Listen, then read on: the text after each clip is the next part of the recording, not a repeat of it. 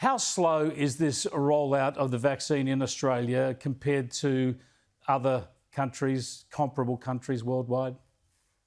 Well, I think somebody quoted yesterday we're ranking about 90th, which is nothing to be too proud about. We still haven't done 1 million people. I think we're sitting around about 930, 940,000. And really, we should be looking to be doing close on 1 million a week, not 1 million in the first 2 months, as we are at the moment.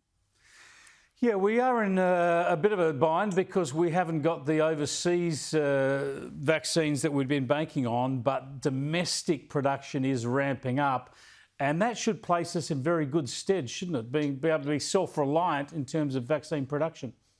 Yes, absolutely, Chris. And look, what we need to do is we need to rely on ASTRAZENECA, as we've talked about before, being our workhorse. CSL have said they can produce 800,000 to 1 million doses per week, which would fit our requirements.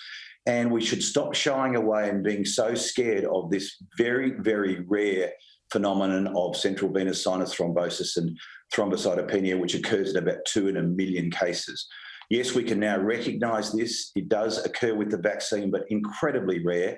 And with a simple blood test, you can recognise this and treat it. So we shouldn't be running scared. But unfortunately, there are people, infectious diseases physicians like me, that are being very mischievous and undermining the government's program.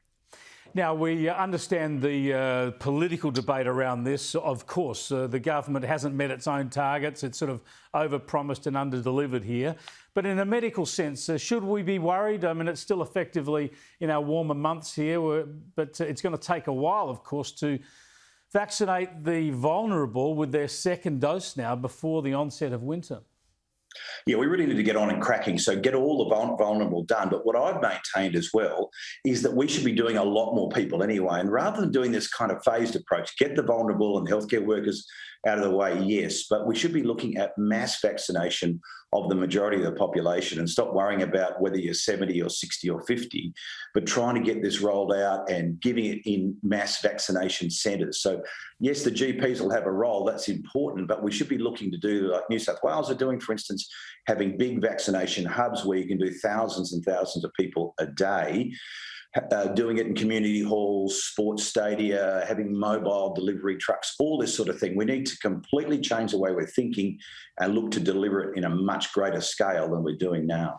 Yeah, I was going to ask you about that because so far the frustration has been a lot of GP clinics waiting on delivery of the vaccine. They've got people ringing up, making appointments, getting on the back of a queue effectively for the vaccine when it arrives. Gladys Berejiklian, the New South Wales Premier today, announced a big vaccine hub is going to be set up at Homebush, the old Olympic site in Sydney.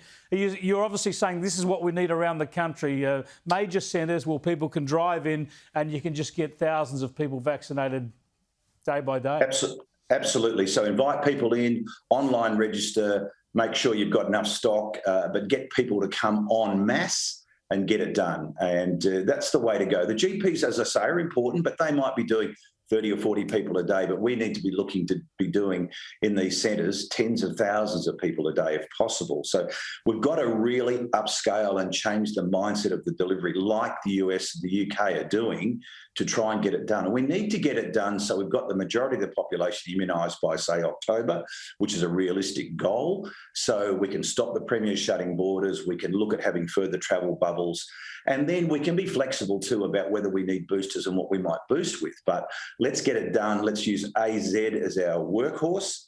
Pfizer will also be there as well, and after July, probably Novavax. So we've got a little bit of freedom of movement there, but really we have to rely on AZ, CSL, our local production. It's going to be really important.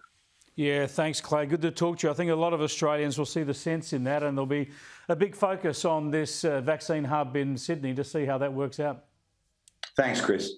Dr. Clay Golledge there from Perth. Let us know what you think about that. I would have thought a lot of Australians would like to see these mass vaccination centres, because once we get the steady supplies of AstraZeneca from CSL laboratories manufactured here in Australia, and that is ramping up, then people just want to get that jab as quickly as possible.